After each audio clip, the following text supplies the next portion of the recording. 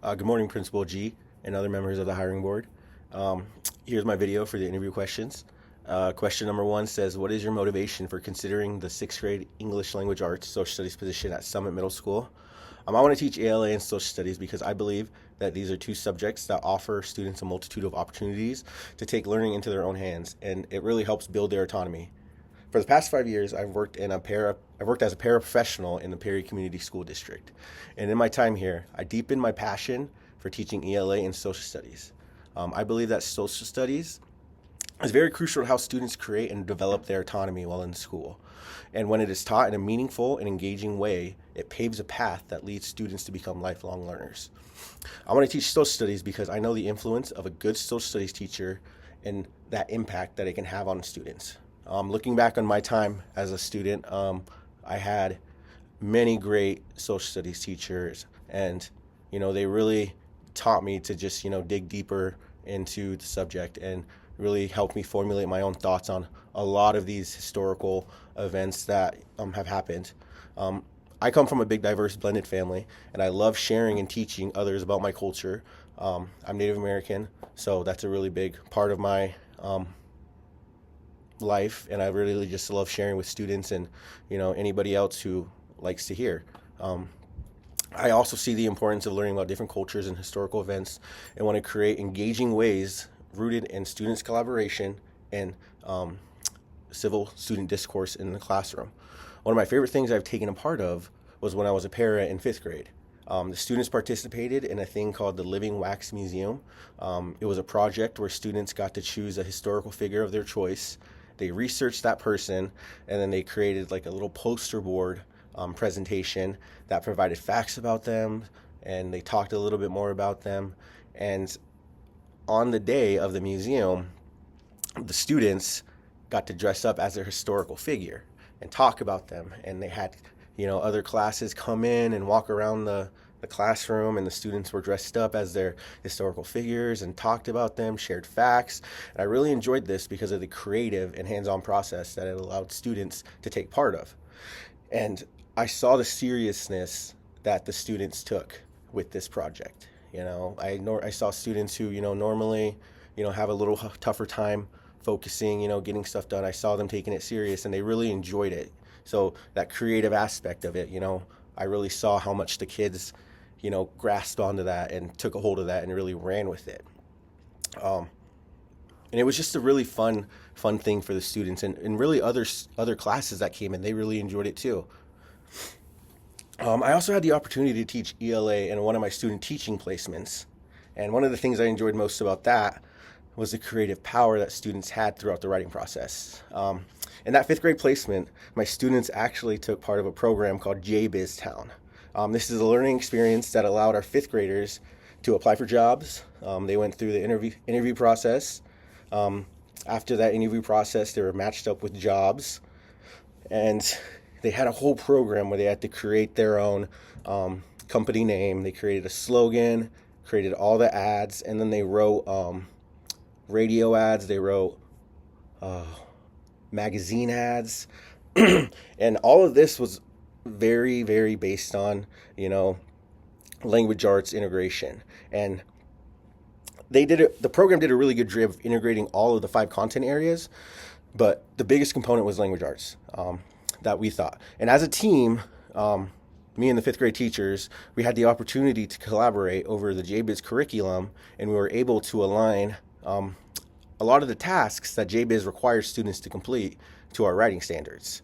So in a way, we kind of just combined those, and we were able to get stuff done for JBiz while also hitting those fifth grade writing standards. And by doing this, we were able to create our writing lessons centered around the real-world application of, students submitting their applications, students submitting letters, of recommendations for other students. And it just really, created a ton of meaningful learning opportunities while I was there. This position at Summer Middle School would allow me to continue to grow my passion to deliver meaningful ELA and social studies instruction. I would be grateful for the opportunity to teach to a wide array of different students, each with their own educational needs and unique backgrounds. Tell us about the importance of collaboration as it relates to supporting students with diverse needs. How do you do this in your current space, and how might this change at Summit? I believe that collaboration should be at the forefront when it comes to making decisions about students with diverse needs. My values are deeply rooted in equity among students and ensuring that all students' needs are met, with the best steps taken to ensure success for both students and teacher. In my work as a paraeducator, I had the opportunity to collaborate with many different grade level teachers, special ed teachers, behavior specialists, speech language pathologists, and title teachers daily. When collaboration happens with students' needs at the center of discussion, we are able to better identify students' strengths, address challenges, and provide an equitable learning environment. At Summit Middle School, I would look forward to continuing a collaborative approach where I can have the opportunity to work with special education teachers, ELL teachers, instructional coaches, and other support personnel. I value learning from those who have different knowledge than me and believe that sharing ideas, maintaining open communication, and reflecting on student progress leads to meaningful instruction and better outcomes for our students. My goal is to be a dependable colleague who contributes to conversations that surround our students and what we think is best for them, while also advocating for them whenever I see fit. The third question asks, in what ways could you help build community as students and families transition to Summit Middle School from 5 Johnston Community School Districts? I believe that establishing a community is built on celebrating and accepting what each individual student brings into the building every day. And that's crucial to building those positive relationships with both students and parents. The foundation of creating a community with students and families, I believe, starts by building those relationships.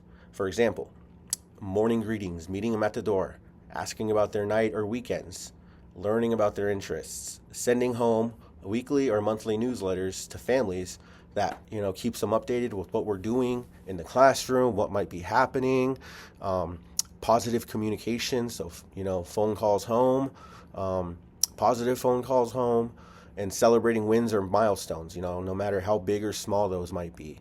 Those are all some of the practices that I've done to help build community as a para and as a teacher.